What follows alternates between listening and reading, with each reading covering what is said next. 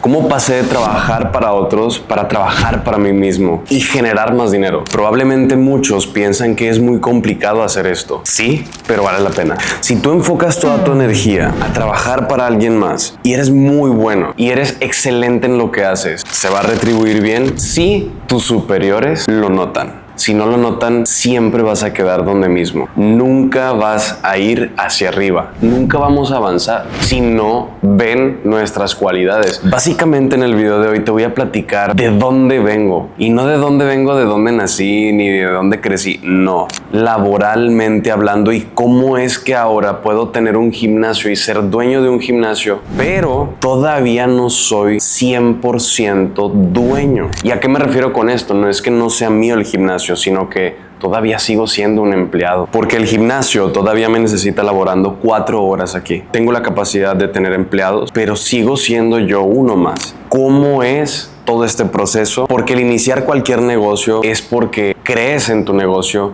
y crees en tus capacidades. ¿Cómo llegamos hasta aquí?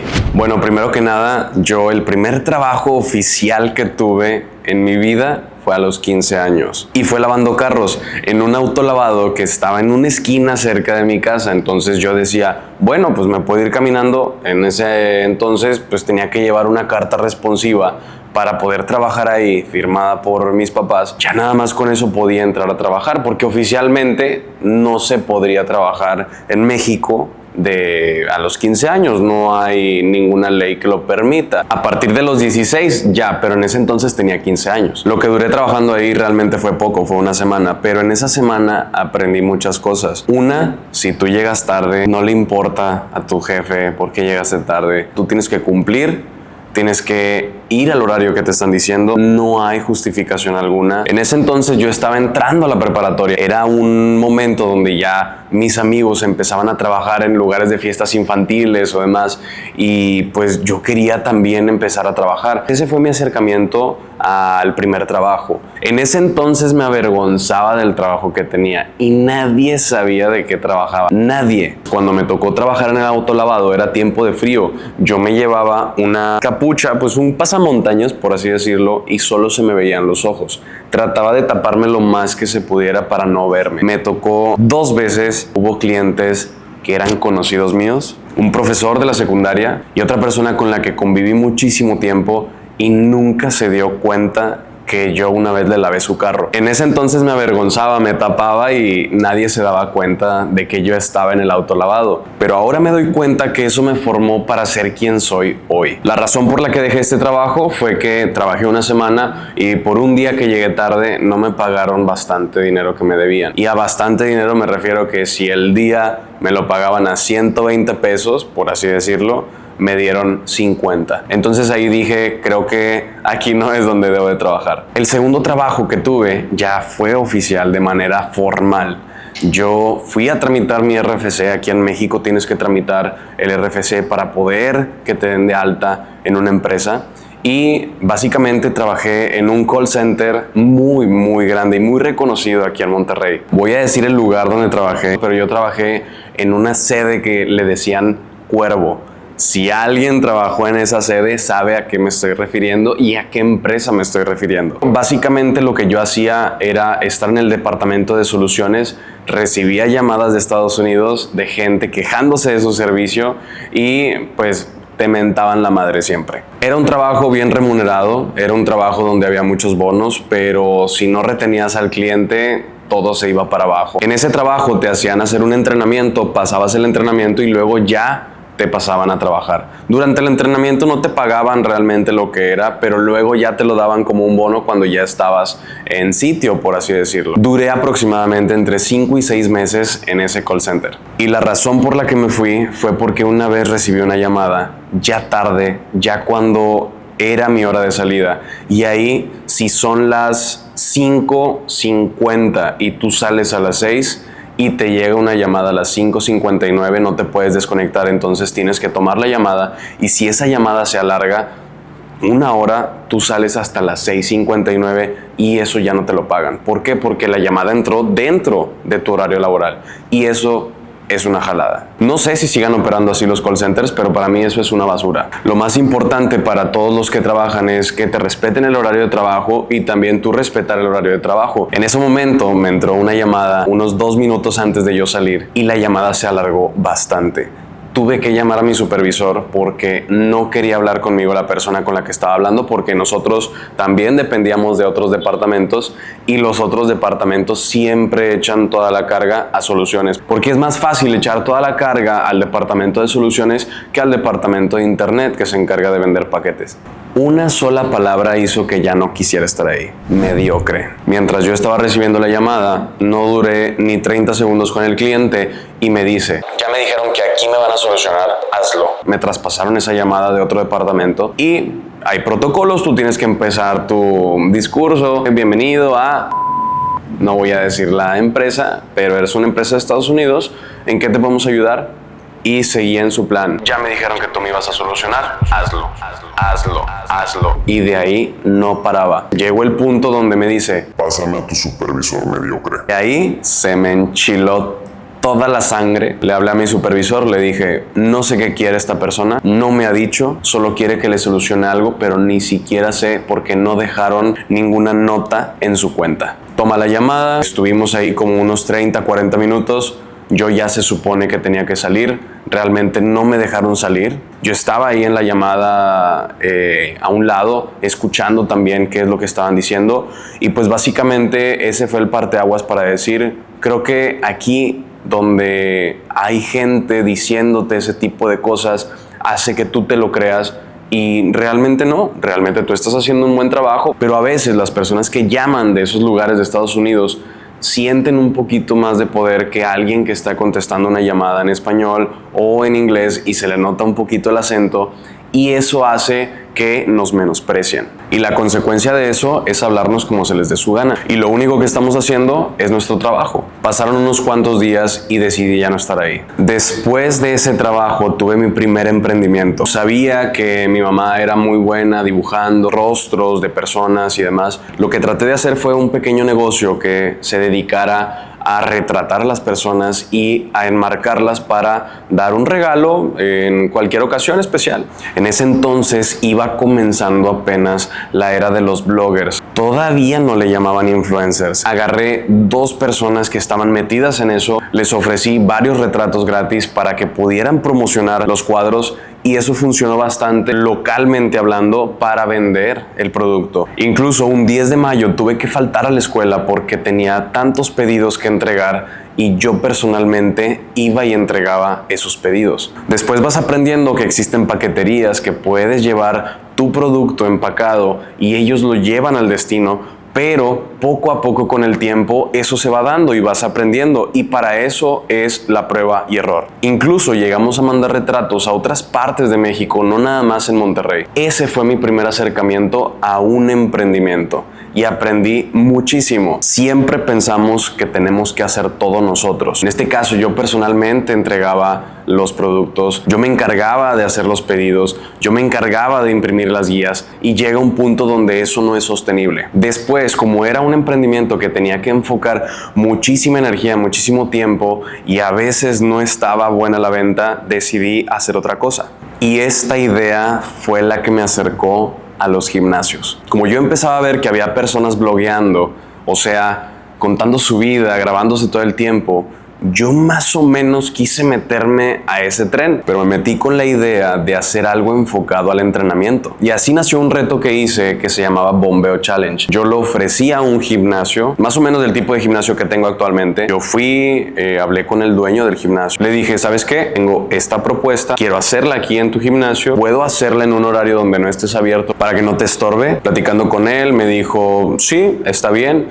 Si yo abro a las 5 de la tarde, tú puedes venir a las 4. Y todo el dinero que generes te lo puedes quedar siempre y cuando hagas que a lo mejor unos 2, 3 después del reto, después de que se acabe, creo que era un reto como de 21 días, algo así, después de que se acabe el reto, haz que se inscriban aquí al gimnasio y listo. Total, con muy poco conocimiento, en ese entonces tenía todavía 16 años, pero tenía muchas ganas de aprender. Me enfoqué de lleno a eso, hice el reto, realmente fueron puros amigos al reto. No hubo tanta gente externa, la verdad es que no tenía tantos seguidores en ese entonces, probablemente tenía unos 1200 seguidores, que seamos sinceros, no es nada. Pero eso hizo que se me quitara el miedo de invitar a la gente a través de mis redes sociales a ese reto. Le pagué a una persona para que me hiciera un video de publicidad, le metí dinero para promocionarlo y aún así no fue el éxito que yo quería que fuera. Pero para mi sorpresa, cuando acabe el reto, el dueño de ese gimnasio me dice, ¿no te gustaría trabajar aquí? Porque efectivamente hay gente que se da cuenta de ese potencial que tienes. Y esa es de las cosas más importantes en un negocio, tener gente valiosa. Me presentó la propuesta, me dijo, no te puedo meter de entrenador, pero te puedo meter de recepcionista para que vayas aprendiendo algo y veas las clases cómo las hacemos. Acepté y esa fue la primera vez que empecé a trabajar en un gimnasio, a los 16 años. Actualmente tengo 24 años, entonces han sido 8 años de aprendizaje, 8 años que llevo en esta industria y eso me ha hecho crecer bastante para saber cuáles son las necesidades de los clientes, cuáles son las necesidades de un gimnasio, cuáles son las necesidades de un empleado de un gimnasio. Esto no se logra de la noche a la mañana. Es imposible. Hay que trabajar para alguien más para poder saber y conocer cuáles son las debilidades y las fortalezas de un negocio. Para ser sincero, duré bastantes años trabajando ahí. Tuve una evolución de ser recepcionista a ser entrenador, porque poco a poco se me fueron dando las oportunidades de hacer certificaciones, de conocer un poquito más acerca del entrenamiento funcional, que ahorita ya ha evolucionado muchísimo más. Antes probablemente la gente iba a los gimnasios, se ponía sus audífonos y hacía las máquinas. Ahora existen otro tipo de gimnasios, existen otro tipo de metodologías y eso hace que haya más diversidad, por ende más competencia. Pero ahí fue cuando dije, estoy listo para ser entrenador. Y así fue como empecé a formarme en la industria del fitness. Todo cambió cuando llegó la pandemia. Yo tenía un trabajo muy estable en el gimnasio, muy bien remunerado y eso que todavía estaba estudiando. Eso me hacía más fácil las cosas porque ya me ganaba mi dinero y aparte seguía estudiando. Pero a raíz de la pandemia, en el gimnasio donde yo trabajaba, fue casi imposible sostener eso. Eso hacía que de yo ganar cierta cantidad de dinero, empecé a ganar muy poca cantidad de dinero porque lo que pasó fue que empezamos a dar clases online, pero ya no tenía el mismo sueldo que si iba yo a dar las clases presencialmente al gimnasio. Y ahí es donde entró la verdadera era digital. Y estoy hablando de TikTok. Mi primer video en TikTok es haciendo ejercicio en ese gimnasio donde yo trabajaba. A raíz de eso, nos encierran en la pandemia y yo empiezo a ver que existen muchos trends y que existen muchas canciones y muchos videos y a mí me daba una pena hacerlos. Pero un día me decidí a hacerlos y no paré. Me obsesioné tanto en subir 3 videos al día y de ahí, si yo no tenía 3 videos subidos al día, me grababa en la noche para que antes de las 12 se subiera un video y formaran 3 videos al día. Eso me hizo crear una comunidad muy grande. Me empezó a acercar a marcas muy reconocidas. Iba a conciertos, todo pagado por una marca. Entonces empecé a notar que por ahí también había otro tipo de negocio y que probablemente tenía el potencial para hacer eso. Un día me llegó un mensaje del dueño de una agencia de modelaje en Ciudad de México y quería hacer una videollamada conmigo. Yo acepté, vi su perfil, vi qué es lo que hacía y realmente me emocionó bastante pensar que se habían fijado en mí para ser modelo. Suena una locura, probablemente tú me puedas ver ahorita y dices, ¿cómo que modelo? Si hay gente que tiene un perfil muchísimo más bonito, que tiene un cabello frondoso, que tiene, no sé,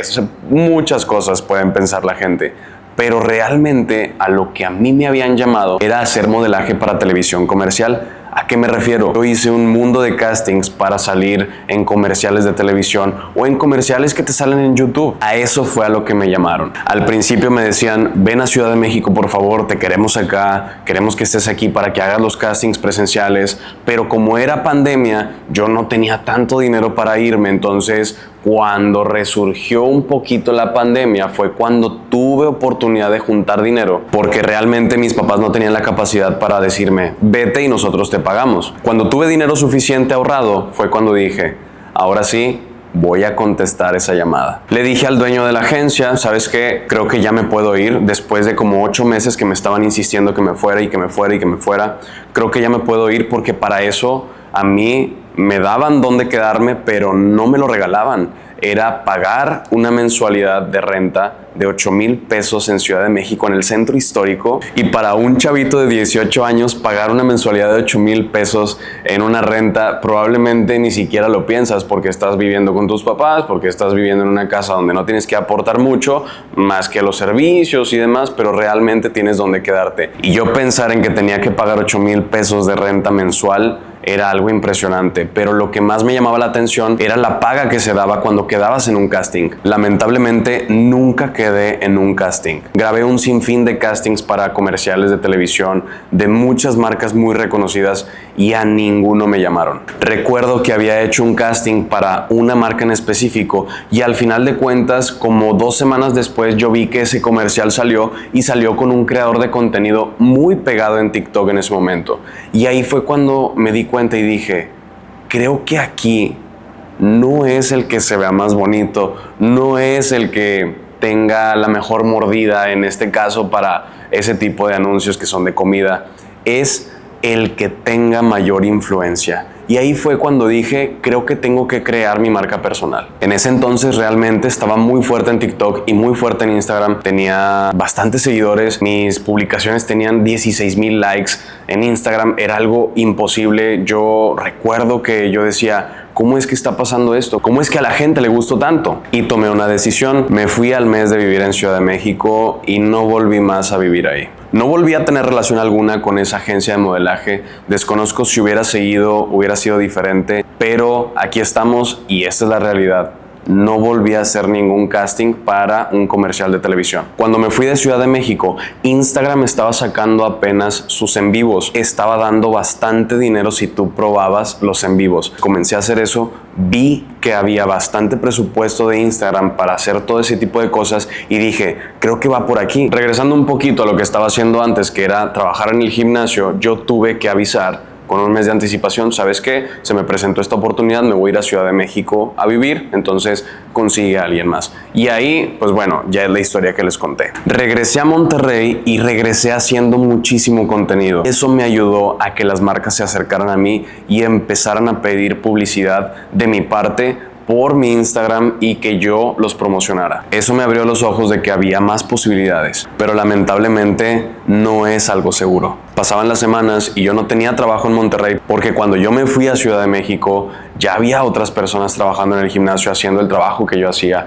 Entonces fue imposible entrar nuevamente al gimnasio. Y después de varios meses muy largos sin trabajo, conseguí el primer trabajo que ya no fue en ningún gimnasio. Fue en algo que yo dije, estoy estudiando negocios internacionales, creo que tengo que trabajar de algo de eso para ver si eso es lo que me gusta o realmente vuelvo al gimnasio. Y es ahí cuando entré al siguiente trabajo. Era una empresa de logística muy bien establecida que también tenía relación con Estados Unidos y eso hacía muchísimo más estable todo. Cuando entré me dijeron que las posibilidades de crecer en esa empresa eran enormes. Lamentablemente entré con un sueldo de practicante y no me van a dejar mentir, los que saben cuál es el sueldo de un practicante, es un sueldo muy bajo. Y eso complica bastante las cosas al momento de querer comprar comida, comprar ropa, no alcanza para todo. Y yo recuerdo que comencé a trabajar ahí y yo tenía una supervisora que realmente no me enseñaba mucho. Si yo tenía un problema, literal lo que pasaba es que yo estaba en el escritorio y yo preguntaba alguna duda y ella se acercaba, ponía sus manos en el teclado, hacía todo y me decía, listo.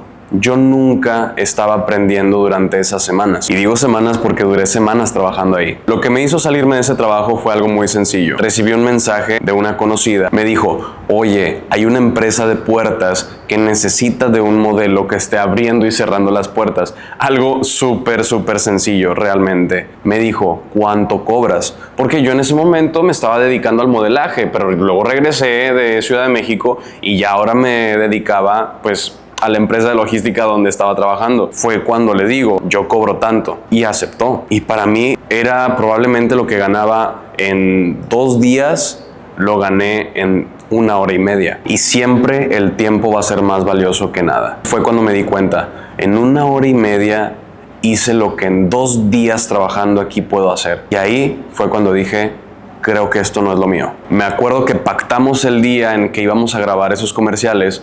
Los grabé justo en la hora de comida que tenía yo en esa empresa de logística. Que por cierto, me tardé muchísimo más de mi hora de comida y cuando regresé me regañaron. Pero yo estaba contento y feliz porque si me rebajaban ese tiempo no me importaba porque yo ya había ganado muchísimo más de 2 días de trabajo ahí. Por eso mismo decidí no trabajar más en una oficina. Después vinieron muchas colaboraciones, muchas marcas que se acercaban y querían trabajar conmigo, pero luego poco a poco ya era más difícil sostener eso. No había tantas marcas que quisieran tan seguido publicidad y eso hacía que yo no tuviera nada seguro nuevamente. Y ahí fue cuando decidí meterme a otro gimnasio. Este gimnasio en el que trabajé antes de tener mi gimnasio es una cadena muy grande de gimnasios. Duré bastante tiempo como entrenador ahí, pero lo que me hizo ya no querer estar ahí fue que yo siempre he visto por los clientes. Entonces yo, por mejorar la calidad del espacio de entrenamiento y demás, le decía a mi supervisor, ¿sabes qué? Hay mucho mugrero, se queda muy sucio el lugar, hay que cambiar a un pintarrón que sea pues de plumones y ya no tener gises porque eso hace que también rayen el piso y se vea muy sucio. Y me decía, sí, está bien.